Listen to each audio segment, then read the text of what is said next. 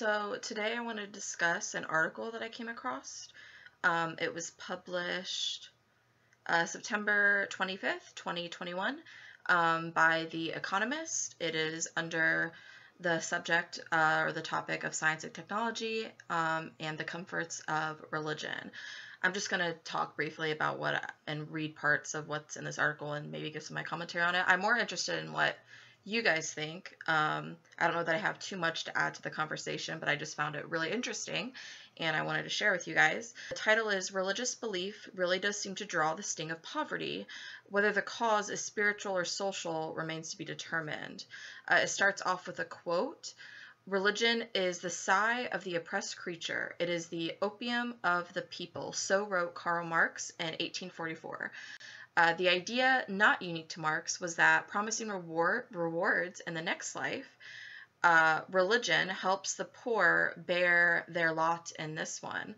It's really interesting to me just how different someone who is maybe more secular minded, maybe is even a theist, but not beholden to a specific, religion or religious text, how we value our time and our livelihoods just so completely different. And I think personally, that's what really impacts the way poor people in the working class really cling to religion because of this hope of there being this supreme afterlife where we're going to have eternal peace and happiness.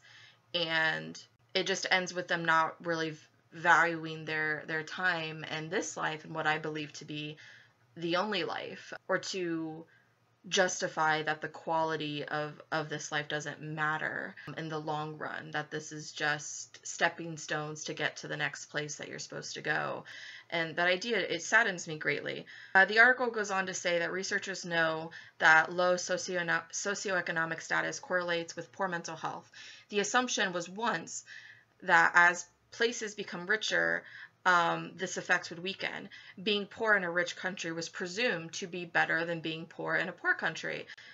Makes sense on the surface, but that has turned out not to be true. Abundant evidence suggests that the relationship between status and mental health is stronger, not weaker, in rich countries than in poor ones. Miss Berkessel, who I believe it says here, her full name I think being Jana Perkessel. I'm definitely butchering that name. I apologize. She's from a university in Germany. But anyways, though, she studies the psychological effects of religion and had noticed that the economic development is also inversely correlated with religiosity. The richer a country, the more godless it tends to be. And questioning perhaps that is the driving change. To check, she and her colleagues analyzed 3 surveys covering 3.3 million people in 156 countries.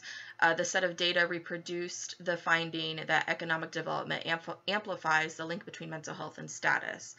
It also supported the idea that religiosity could attenuate that effect. Among rich countries, for instance, those with higher levels of self-reported religious belief had a weaker relationship between status and mental health. One study covering 11 European countries, all rich, found the link between personal income and well-being was stronger in irreligious places than devout ones. After much statistical crunching, Ms. Berkessel concluded that the declining religiosity accounted for about half of the effect of growing wealth on the relationship between status and psychological well-being. The upshot is that religion seems to protect people from at least some of the unpleasant effects of poverty. I kind of discussed, what my opinion on was that earlier, but I would be welcome to hear some of my viewers' opinions. It goes on to say exactly how is less clear. One hypothesis is that religious doctrine is directly protective. After all, many of the world's biggest religions have a skeptical attitude to wealth. Alongside the well-known biblical verses about camels, needles, and a rich person's chance of entering the pearly gates, the researchers point out that the Gita, a Hindu holy book, says the demoniac? I don't think I've ever seen that spelled. Demoniac. Not demonic, demoniac. Person thinks, so much wealth do I have today. and I will gain more. Similar sentiments can be found in the Quran and in some Buddhist texts. If God teaches that the wealthy are spiritually corrupt or will get their comeuppance essentially on Judgment Day, then poverty may seem less of a burden. But there are other possibilities. Ms. Burkessel points out that organized religion offers a social support network which might help attenuate the effects of a low status, whether or not its members really believe everything their holy text says about wealth. Her next research project, she says, will look at exactly this point. A cynic might recall another well-known quote about religion, and this is the quote that I was like, I kind of inspired me to want to talk about this a little bit more. Seneca, a Roman philosopher, said, "Religion is regarded by the common people as true, the wise as false, and the rulers as useful." This particularly spoke to me, I think, as an American, obviously, people of other nations, I'm sure it speaks similar to them as well. But specifically, what I see in my country is how religion has been weaponized by the radical extreme right wing, which is pretty much the entirety of the Republican Party.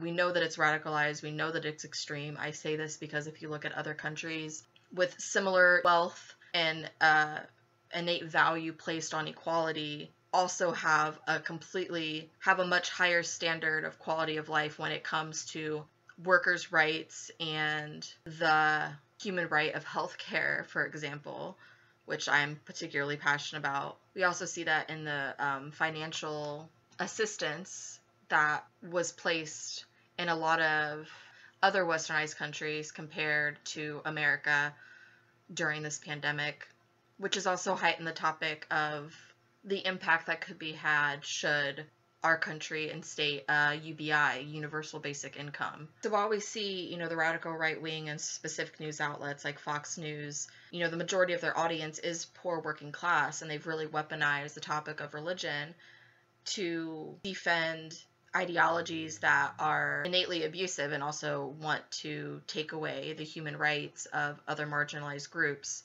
that don't fit into what they perceive to be the betterment of society. But on the other end of the spectrum, we see, corporate Democrats also weaponizing religion, I think, in a bit of a different sense, and possibly more strategically to where people don't notice or take an issue with it. But overall, it seems to really put people in a place where they just accept things as they are. I mean, Biden's whole campaign, although he ran on some progressive narratives, mostly it was to get things back to where they were, but where they were was not good enough.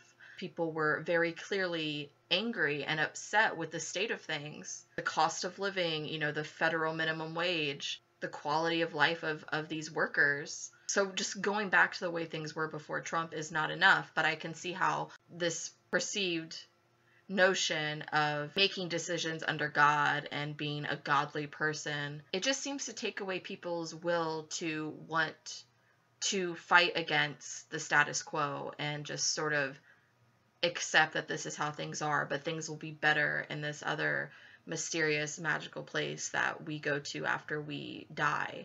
It just saddens me greatly, honestly, because I just can't imagine being back in that place where I didn't value my time and quality to the point where it's not it's not that people no longer want to work, it's that we no longer want to be exploited.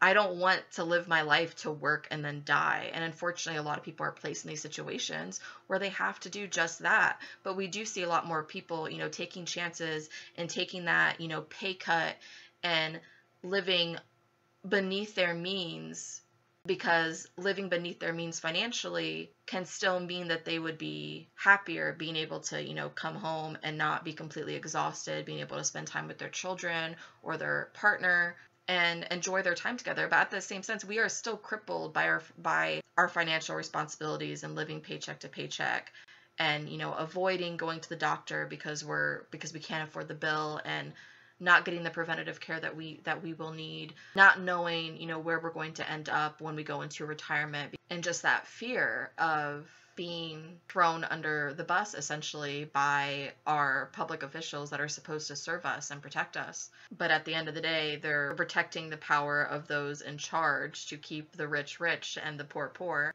And yeah, it just fucking sucks. I don't know what else to say. I don't know what else to say about it other than it fucking sucks. I do think more people are realizing that, though. I think we are seeing that, and these businesses that are struggling to find people to work because they're not raising the salary and the hourly wage. But it is a privilege, even as somebody who would be considered poor, to be able to do that, to be able to say, no, I'm not going to put up with this because I value my livelihood better than that. I value my livelihood more than that. I'm not going to spend 40 to 60 hours a week being freaking miserable because we deserve better. Anyways, yeah, I don't have much more to add. Sorry, this video is kind of all over the place, but it was just something that I found really interesting and I wanted to share with you guys and get your opinions. As always, thank you to all my patrons. They will be listed at the end of this video, and I will catch you in the next one.